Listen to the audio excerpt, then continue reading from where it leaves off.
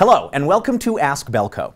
This month, we will learn about tips and tools to help talk to your kids about money. And joining us to talk about it is Yannek Smith. He's a personal finance coach from Empowered. Yannek, thanks for coming on the show. My pleasure, Jack. It's great to see you.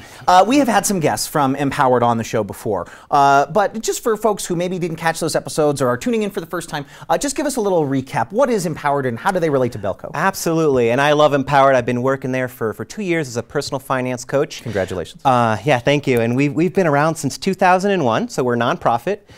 We offer 3 main services. So one is personal financial coaching. So it could be one-on-one, could be couples, could even be in group settings as we're piloting right now. Oh, okay. So that's a great part of my job, working with people towards their financial goals and their challenges. And that's primarily what I do, but my organization, Empowered, also offers a debt management program. And we also do financial education content in the form of classes, workshops, or even events like today. Oh, that's great. So we were talking before the camera started rolling that you are working on a class or just started a class for parents to help them kind of learn how to talk to their kids about money, which is great. That's right. why we brought you on the show, because that's our topic today. So I guess I should preface this by saying that I don't have any kids. I hope someday in the future. So I'm going to say the piece of advice that my grandfather gave me when I was like 10 years old. He said, if an adult ever asks you if you need any money, you should say, I could use a little. And then you let the adult decide how much a little is. And then you kind of put that in your pocket and you're off on your way. I like that. Yeah, well, That's he was great. very generous with his money. But in all seriousness, though, why should we talk to our kids about money? Why is it important to talk to them about it? I remember being a kid. I didn't have a lot of money. Why is it important? Well, it seems maybe for some folks even counterintuitive. That's an adult topic. You know, Yeah, why kind talk of for grown-ups? Yeah. Yeah. Why bring this weighty thing that causes adults a lot of stress for a lot of us into the lives of children? And I completely understand that inclination.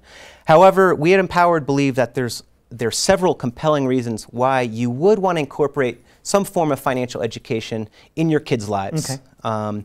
And there's several reasons for that. First of all, kids are going to learn about money with or without you. I guess it's like pretty much everything else, right? They're going to learn it somewhere. And you can kind of control the conversation if they learn about it from you. That's right. And they're very sensitive to money. You know, if there's a financial stressor at home, they will feel that. If they see you and your partner working together in a financial issue, they will see that and they will hear that.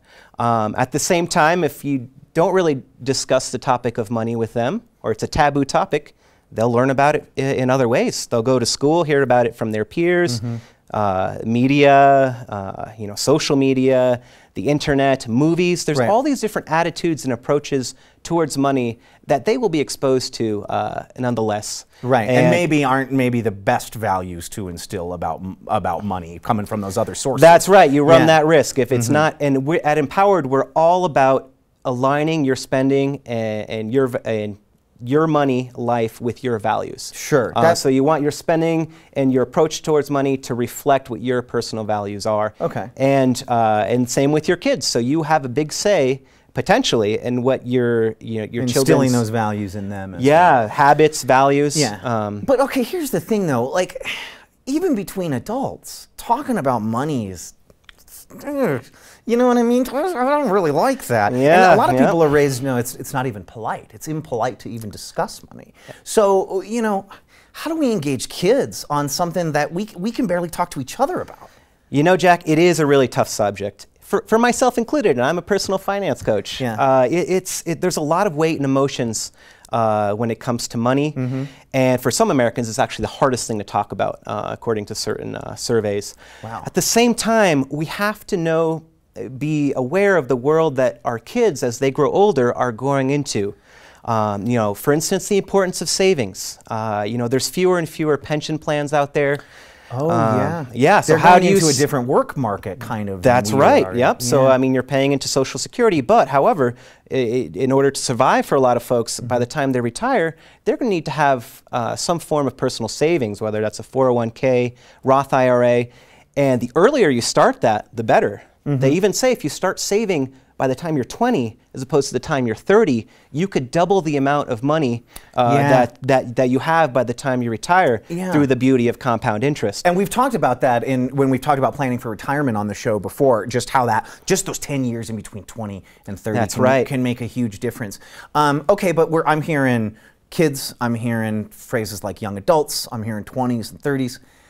When do you start, right? Like, I mean, should parents be talking to their 3-year-olds and 5-year-olds about like money? Yeah, that's a great question. We really tackle this into 3 age groups. So it might sound surprising to you or our listeners that the recommended age to start broaching the topic of money and talking to kids about money is actually 3 to 5 years old. Really, that young? Yeah, it seems very young, right? Well, I mean, I don't know. I don't know if I'd trust like a 4-year-old with my checkbook. Yeah, well, you're not asking a 4-year-old to balance a budget necessarily.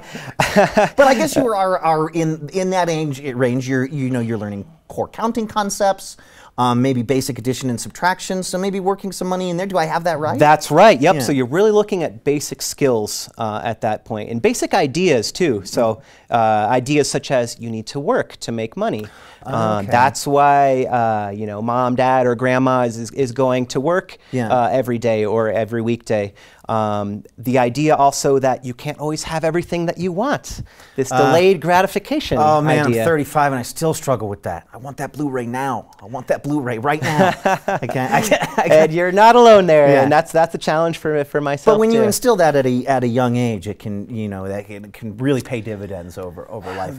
So we talked a little bit about early childhood, and it seems like in early childhood you're talking concepts, core concepts, right? Yep, just basic executive functions. Like you said, even just adding and subtracting, sorting different money, introducing, there's great books out there, for example, like A Bargain for Francis, where it takes you through a shopping experience. And that's, for those parents and guardians out there, just going through a grocery store. There's so many teachable moments that you can have going to the bank, going to the grocery store, explaining a financial decision so it's not like you have to sit down with your kids and say, all right, everybody get out your workbooks and your pencils, and I'm gonna count out Monopoly money, and we're gonna do a lesson. You can just talk about it while you're shopping for oranges. Because let's face it, any parent out there knows that there's already so much when it comes to child rearing, so much energy and time that goes to several different, so many facets of the children's lives. So you can incorporate the daily routines and add in, have a conversation around money. That you're going to read them a book at night either way. Well, maybe once in a while read them A Bargain for Francis, for example. There you go. That makes a lot of sense. So I feel like we're kind of talking about when you have little kids.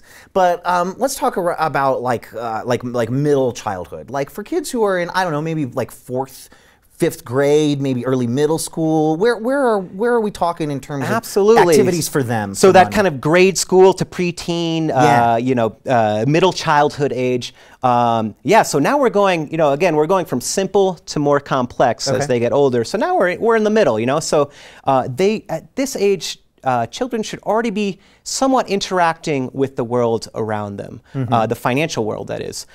So for instance, look at a receipt. Show them what a receipt's about. What's where is this tax thing that I have to pay?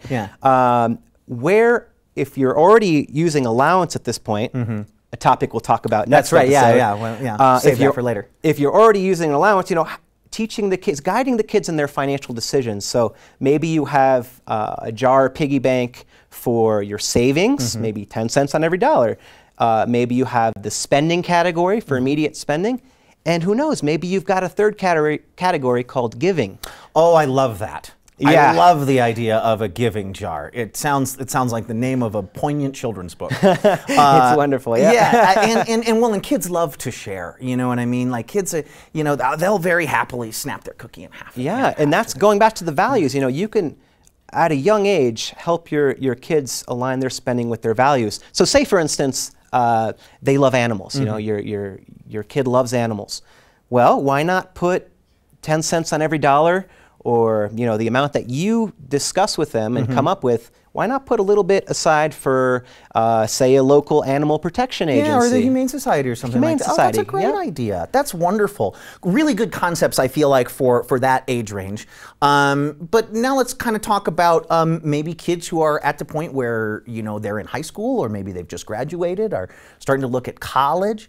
You know, where should you be focusing on money with that age range, and what are some conversations you can have? Yeah, and you know, this is a really important age. A lot of young adults, even teenagers, will face big financial decisions at that age. Well, probably getting their first job, you know, even if it's just delivering pizzas or something like that. That's right. You know, they'll have more income coming in, but there's also more prospects for taking on a lot of debt, whether it's going to college, even an auto loan, you know, understanding what that means, understanding what a credit card means.